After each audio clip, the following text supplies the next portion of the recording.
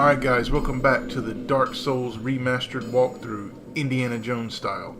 In this episode, we're going to be going to the New Londo ruins. We're going to get the key to the seal. We're going to drain New Londo ruins. Then we're going to farm for some Titanite chunks. And also, we're going to get the very large ember. And at the very end, we're going to finally upgrade our stats, meaning our dex and our strength, so that our cestus and our whip will be more powerful. Now finally we got some combat with the whip.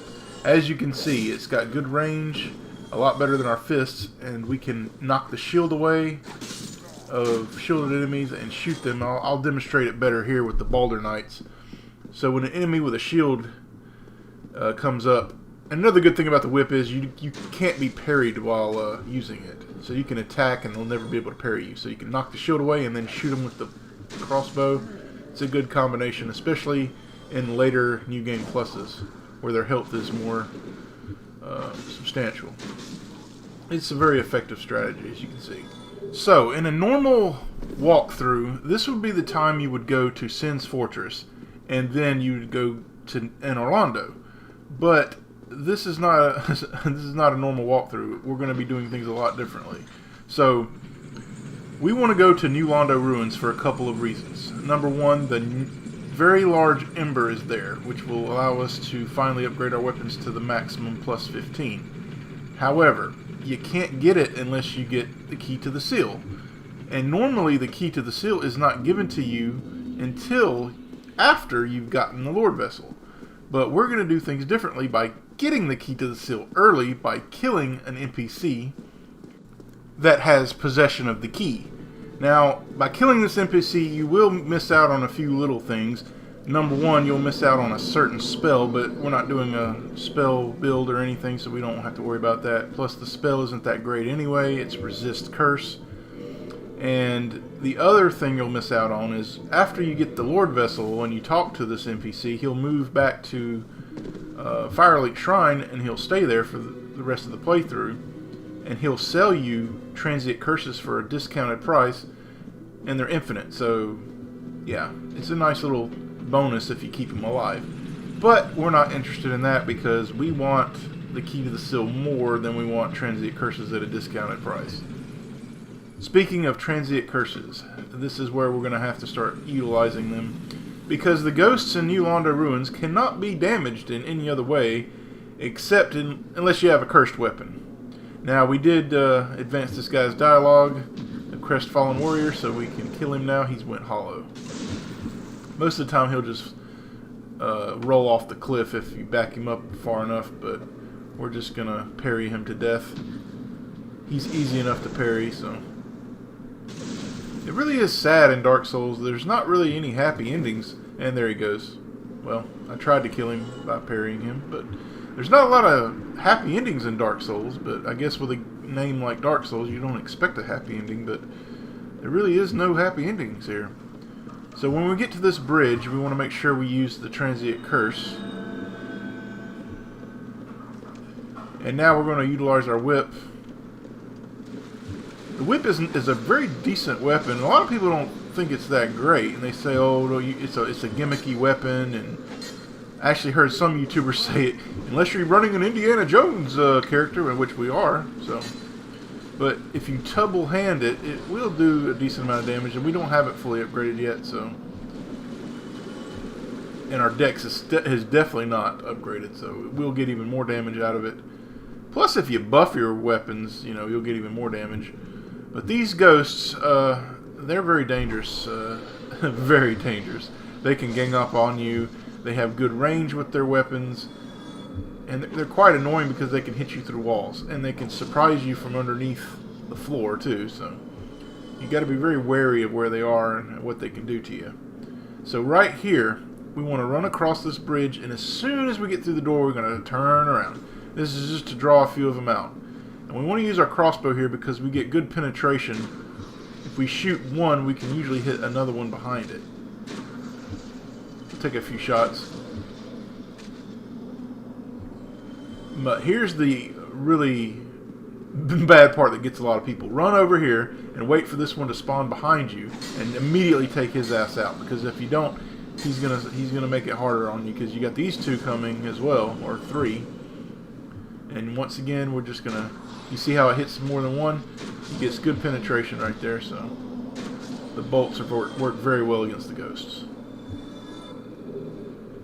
Now they'll also drop, besides Transient Curses, the ghosts will drop the Jagged Blade, which will kill them. It's a cursed weapon, so to speak. So if you don't have any Transient Curses, it's a nice little alternative, although it's pretty much a mediocre weapon in my opinion. Yeah, whipping the ghost is definitely your best strategy. Using your fists is okay, but the whip has got better range. And this is a Banshee. You don't want to get close to this one because she screams and shoots lightning. She's actually holding a baby that shoots lightning at you. But when she yells, she draws all the ghosts that are in the vicinity to your position, which is not a good thing. Not at all. So we want to avoid that by shooting her from distance. Now, there's a ladder here that will lead... You know what? I don't even know where this ladder goes to or what the benefit of it is. I still haven't figured it out yet. I'm still working on that. So a lot of people just kick it down, so I kick it down too. I have went down that ladder to see how I could utilize it, and I just hadn't figured it out yet. This is one thing that I do need to work on, but I guess it's beneficial. There are quite a few ghosts here, at least 3 we need to kill before we get the key to the sill. I think I killed 2 there. There's going to be another one. You have to be patient. You can listen for them. You'll hear their blades, and you know that. See, they come from underneath, which is very cheap. So you just want to take this one out.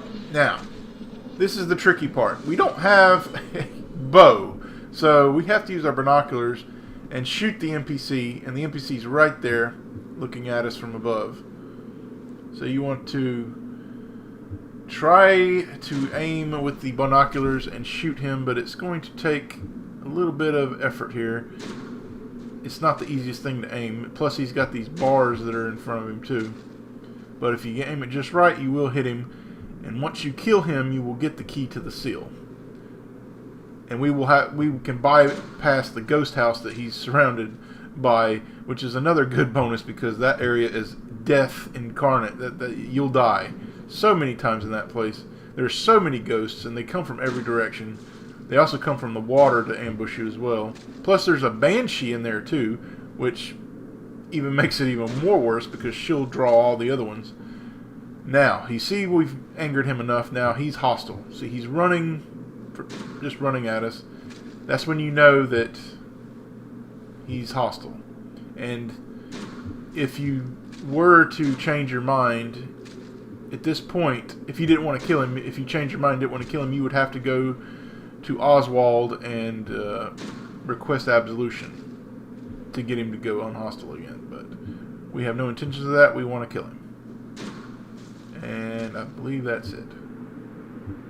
We now have the key to the seal, which is a very important item because it will allow us to drain New Londo ruins and get the very large ember and also farmable Titanite chunks. This is actually, New Londo Ruins is the place I have farmed in this game more than any other because you can get Titanite chunks, which also can be broken down by Framped. So you'll basically, all you need is a chunk to get any source of Titanite shards or large Titanite shards or anything, because you can continue to break them down. And also you can get slabs, which are very rare, but they do drop. Now once we've done this, we're going to go down the elevator and encounter our first Dark Wraith. Dark Wraiths are the ones that drop the slabs and the chunks. They also drop the Dark Hand, which we're not going to be using.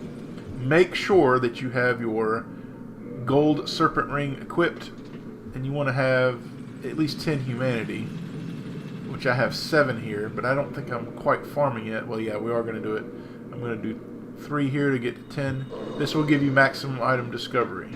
Your best chances of getting slabs and chunks. Right now we just want chunks, but if we got slabs, we'd be great. But we're going to be going to the Great Hollow for that.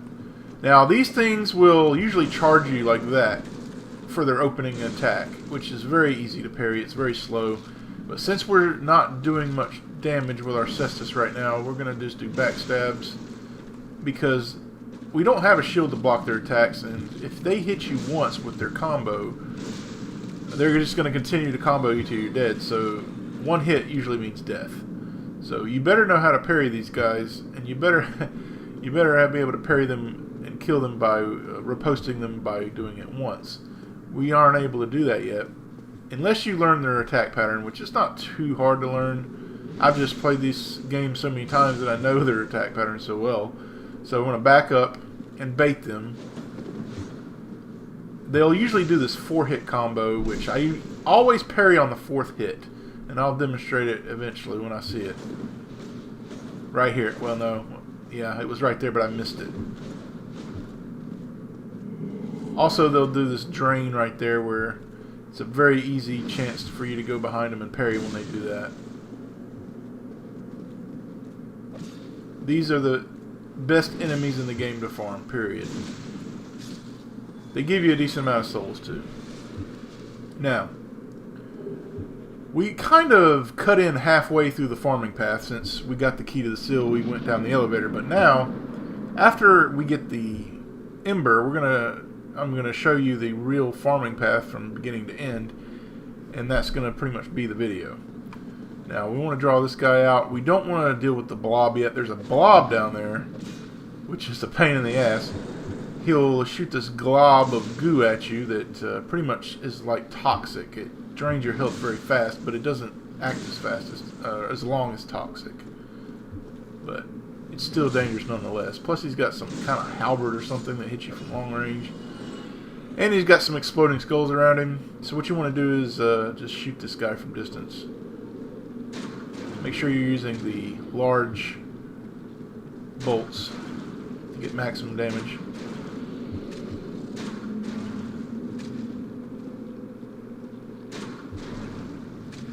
Make sure you do not aggro any more dark rays while you're taking this guy out, because like I said, they'll kill you very quickly. If they hit you once, they're usually going to kill you, because they already do a lot of damage already, and at this juncture our health isn't going to be high enough, and we're not wearing substantial armor.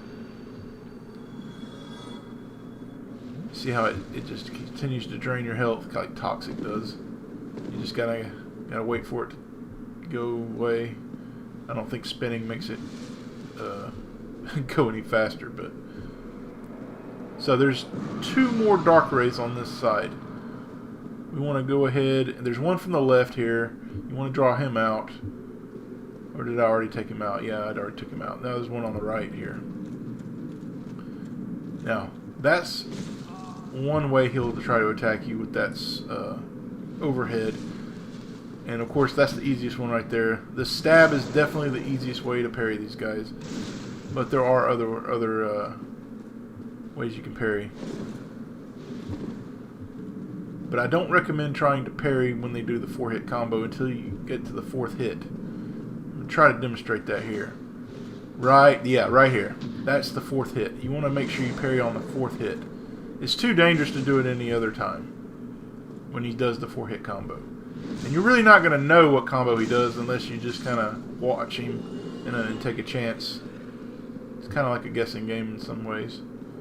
Now, make sure you get this humanity behind you. Now, we're going to go get the large, very large ember. The best ember in the game for our build, anyway. Straight ahead, there's another shiny. This is pretty much a linear path, so you're not really going to get lost. Just take the only path you see that you can go forward. So here you would take a right, just follow the path around. You'll eventually come to some stairs, and once you get to the top of the stairs, you're just going to go to the left, and there will be your chest. And as soon as we get that, we're going to just bone out and go ahead and go to Andre and give it to him. So right here, just go to the left, and there is your prize. The very large ember. Now we can get our cestus to plus 15, and our whip to plus 15, and our crossbow to plus 15, but we're only going to do the crossbow right now. We are going to get some more slabs later, But for now, we're going to do the crossbow. And I don't know what I'm doing here, running. I could just go warp. I guess I forgot I could warp now. So, the warping in Dark Souls 1 is kind of a missed opportunity in my opinion. Dark Souls 2 did it much better with the warping between bonfires because you could warp between every single bonfire. In this game, they let you warp, but not between every bonfire, which is kind of a odd choice in my opinion. Once you get the Lord Vessel, your reward should be, I can warp between any bonfire, but no. They make you walk needlessly between areas sometimes. It's just, it's one of the things about this game that's flawed. It is a flawed masterpiece. It's considered a flawed masterpiece, so there are some issues with it. We're not going to fight these enemies anymore because they're just not going to give us enough souls to justify our time. So we're going to go ahead and give our very large ember to Andre. Then after that, we're going to go ahead and we're going to show you the farming path for getting chunks and slabs. And then after that, that'll pretty much be the end of the episode. We're just going to go ahead and upgrade some of our stats. And then in the next episode, we're going to kill the Hydra, unlock the DLC. And then we're going to go to Sin's Fortress, and that'll be the next episode done. Alright, so I'm doing the whip first, because I want to get the whip to plus 14. Now, the reason I want to get the whip to plus 14 before doing anything else is because of scaling. Now, I mentioned this earlier, but I didn't explain it. So, certain weapons have letter grades, which scale with your stats. So, you'll get bonus damage for, you know, a certain letter. Right here, the whip is B. Now, B is a pretty good letter. S is being the best letter, A being good, and B being good. But the whip is B right now, and it's at plus 13. We're going to get it to plus 14 because the letter changes to A. That's the reason I never wanted to do any stats until I can upgrade the whip to plus 14. And of course I couldn't do that early in the game, so I couldn't invest in any dex. Dexterity is what you want to upgrade with the whip. It scales with A, so you're going to get a lot of bonus damage if you save your stats until you get the whip to plus 14. I don't think a lot of people know this, because you're not going to get the benefit if you start upgrading your whip when it scales with B. Then you're not getting the maximum benefit that you could be getting. At least that's what I believe. I mean, to me that's what it seems. Unless there's another way that it balances out after a while after you max it out, I don't know. But I wanted to play it safe, and to me, you know, you're going to get better scaling with A as opposed to B. So I can't upgrade it to plus 14 yet because I don't have enough chunks. So again, we're going to do the farming method here. This is the farming path that you will take a lot of times in Dark Souls 1, because this is the best way to get chunks. And chunks are your main upgrade material because, like I said, all you need is one chunk, and then you can have whatever you want as far as, you know, regular shards and large Titanite shards, because you can break them down with Framped. Now, of course, this doesn't apply to the green Titanite shards, the blue Titanite chunks, or the white Titanite chunks, or the red Titanite chunks, because, you know, these guys don't drop them. But for our build, we definitely need chunks. So we're going to go get some chunks. We'll be able to upgrade all our weaponry doing this path. So we should have a decent amount of Transient Curses right now. So we're just going to use them. Always, if you do get low on Transient Curses, you can buy them from the merchant in the tunnel. However, like I said, it's pretty expensive. I wouldn't want to spend 5,000 souls on one freaking Transient Curse when I can get them for free. But don't forget to use Transient Curses on the ghost, because if you go in there and forget, you can't damage them. So. Now the whip is a little bit more powerful since we upgraded it, yet we still haven't upgraded our stats. Now if you use this overhead attack, it will stun them for a minute, allowing you to follow up with another swipe. Now, here's the path. You want to go to the right here. There's another Transient Curse right here. Don't forget to get it. Now, I think this is where the ladder comes into play. I think there's a way you can get back up, but I haven't figured it out yet. You want to go down here, walk forward, and draw this guy out. He'll usually open with his charge, which is very easy to parry. And again, we're not that powerful yet, but oh, that's going to change next episode. We'll be able to one-shot these guys. After next episode, we'll be able to kill them in one parry riposte. But right now, we're going to have to do it the hard way until we can get our chunks. And there's one. Now, there's a hidden illusionary wall here on the right, which leads to a chunk in a chest and another wraith. I usually just draw him out with the crossbow, back up, and he'll usually open with another charge. Now make sure you don't kill him on the bridge, because he could fall off, and if he does drop something, especially if he were to drop a slab, you'd be screwed, and you don't want that. So it's better to just fight him out here.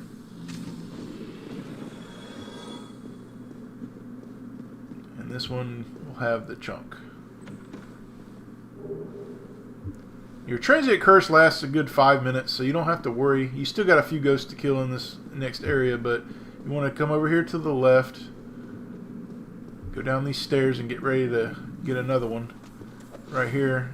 Like I said, a lot of times they'll open with that charge attack. Not all the time, but most of the time. Now, usually when they put up their shield like that, they're about to do their drain move. A lot of times they'll open with it after that, but this time he didn't. Now usually when he does that one attack right there, where he goes a little two-handed swipe downward, he'll usually do 2 of them. That's why I was able to anticipate, but he doesn't do it all the time. It's a risk-reward thing. Reposts are still the best way to take them out. Now you still got one more blob to kill over here. It's a one-time thing though. But I like to draw out the ghost here before drawing out the Dark Wraith. If you go too far, the Dark Wraith will spawn, will get aggroed and come at you. But there are 2 ghosts I like to take out before aggroing him. And there he is. Get too close and he'll come out. So you gotta be careful. You definitely don't want to deal with him and the ghost at the same time. That's why I like to take out the ghosts first. There's still a few more. But usually they don't come at you. They usually stay up top. And there's another Dark Wraith in the room, in the back, far back. But there's also another chest as well that has another Titanite chunk.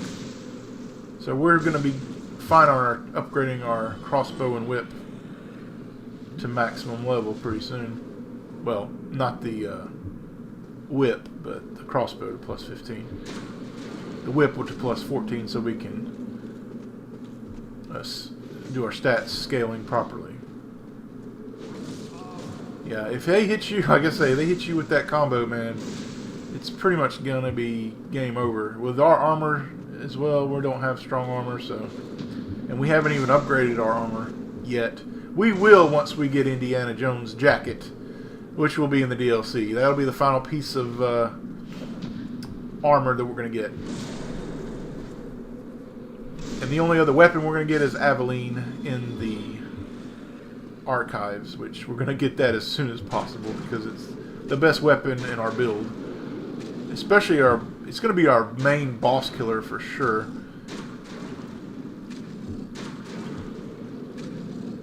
I don't even know what these things are. It's just a big blob of stuff. I don't even know. Seems like a waste of time. Very odd choice of enemy placement to put these things in here. I'm sure there's like a lore thing that explains it, but we've killed all the Dark Wraiths in this room.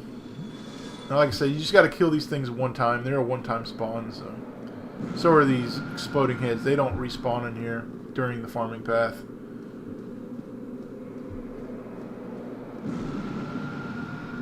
Lost souls or whatever the hell there are.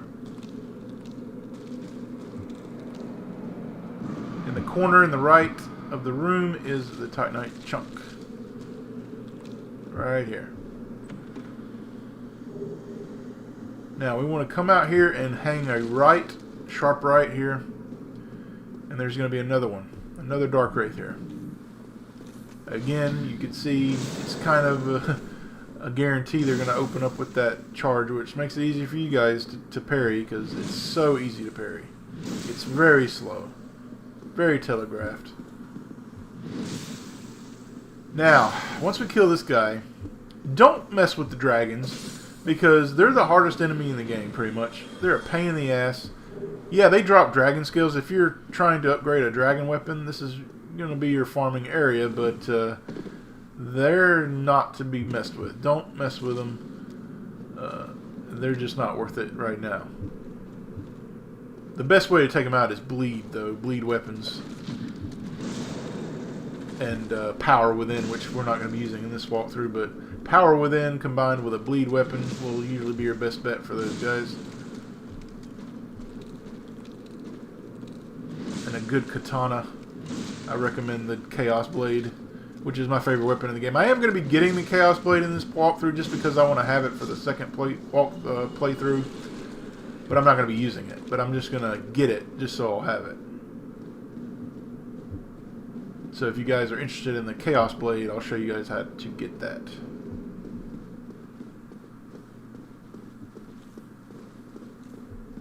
And we're back pretty much where we were before. And it's pretty much the same thing, except this time we don't have to deal with the blob, and we're not going for the ember. Very easy to parry these guys. Very fun to parry too. If you have a shield, though, they're very easy to take down. You can stand in front of them and just block their attacks and just wait for a chance to parry them. But we're not using a shield, so a little extra challenge.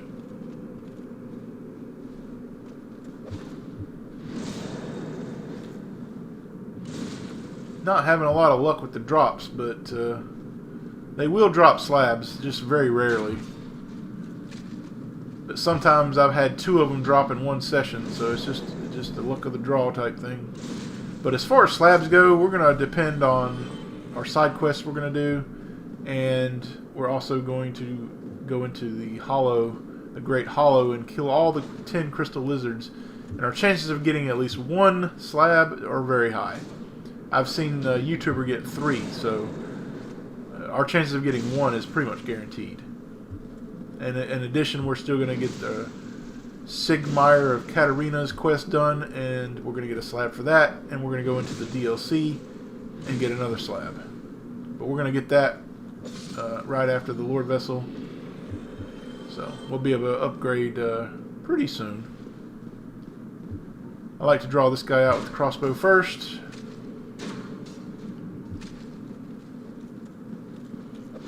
And that's pretty much a wrap for the farming path.